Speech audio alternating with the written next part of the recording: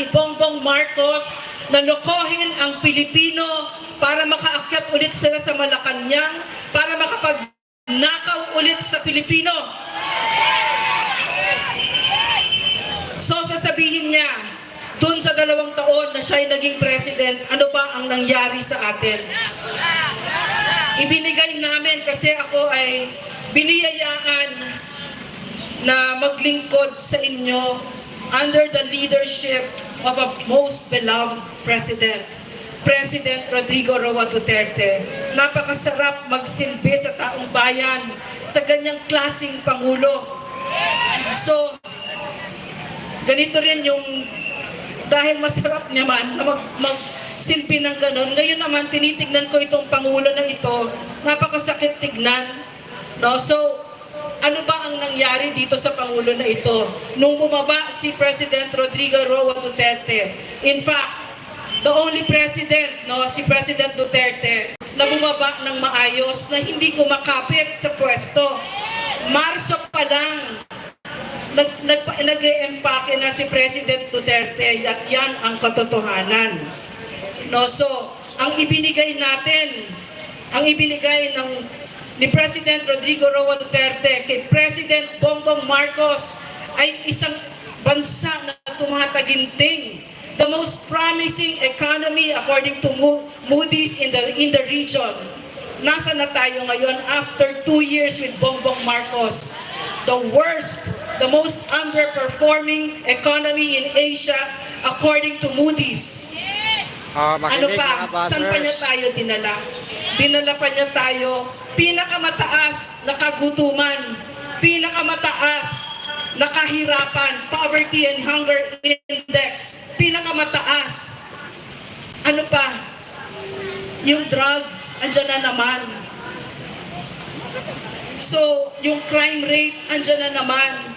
Hindi nga pinag-uusapan ngayon, no? Yung mga krimen na ginagawa sa atin. Kasi, most serious of all, pinakaseryoso, dun sa 2 taon na binudol tayo ito ni Bongbong Marcos. Lahat ng karapatan natin na napakahalaga, inapakan niya at niyurakan niya. Nakakita ba kayo ng media ngayon? Mga inutil ang media ngayon. Nakakahiya. Mas tahimik pa sa sementeryo ang media ngayon. Walang kahihiyan.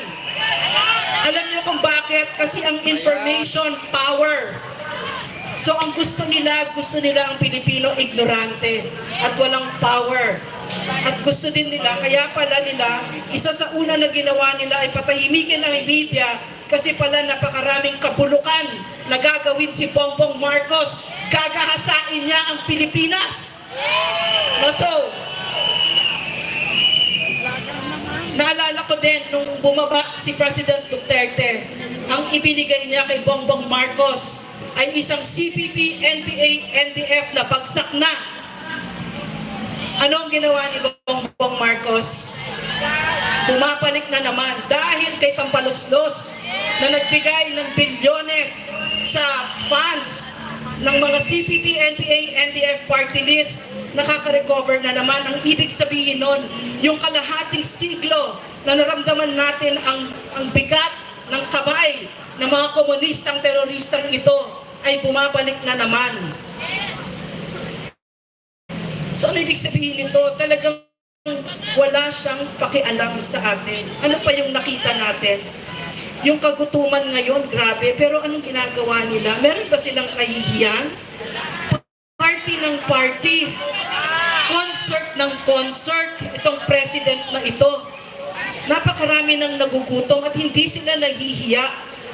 90 billion ng PhilHealth Fund na dapat ay pumunta lamang sa beneficiaries. Yan ang batas. Hiningi nila 500 billion sa ayuda.